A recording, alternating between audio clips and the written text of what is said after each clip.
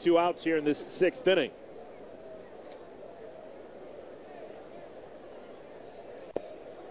Angel Sanchez, his 3rd look at Ryu.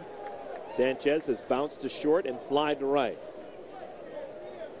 Sanchez is hoping to make this White Sox team as their backup middle infielder.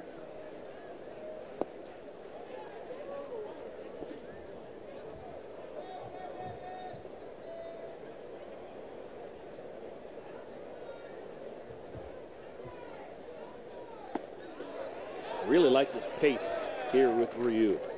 Just gets it, rocks, and fires. I don't think people really understand how that helps your defense. You get a guy that's working fast, keeps your mind moving as a middle infielder or an outfielder playing behind him. You don't have to wait too long in between pitches. You're always ready to go.